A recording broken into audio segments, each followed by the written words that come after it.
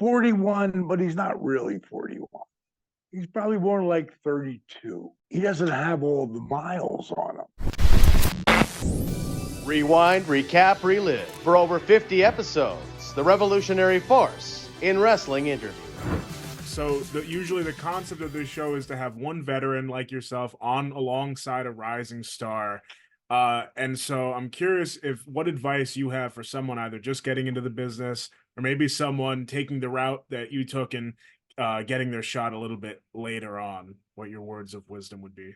They'd be the same words I gave to LA Knight last WrestleMania. Or Wow. it might have been last Rumble. Yeah, it would have been last Rumble. I'm pretty sure. But I love LA Knight. I think he's fucking great. He is. And I'd watch him in NXT. And I'm like, how is this guy not on the main roster? And then finally it happened. But I read an article because I was interviewed by, I can't remember his first name, but he escapes me right now. But he wrote an article for Sports Illustrated on LA Knight and talked about Shawn Michaels was interviewed numerous times in it because he's the overlord down there, and who better? Like, these guys aren't being trained by some dude who can wrestle but never made it. LA Knight. I walked up to him, and I can't remember exactly what I said to him, but I remember saying something like, bro, I'm going to tell you the same thing guys who are really over or legends would tell me. Just keep doing what you're doing. Because eventually they're going to see it. And he was like, God, I hope so. And I'm like, they're going to see it.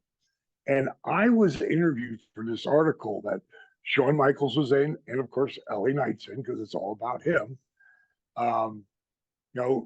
Coming to fame at 41.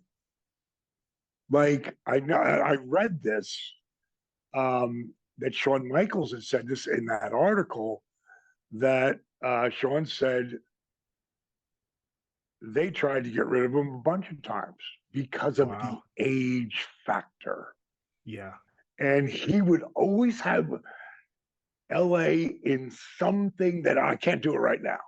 And that was such genius by Shawn. He had his back, right? Yeah. He had his back because if there's someone who knows talent, it's Jake Roberts, it's Shawn Michaels. I mean, I will never forget the first time I met Shawn. I was in the AWA. I'm freaking in a room with two double beds. And all the boys are in there. And that's the only time you ever saw all the boys in one place. And I'm managing Pat Tanaka and Paul Diamond.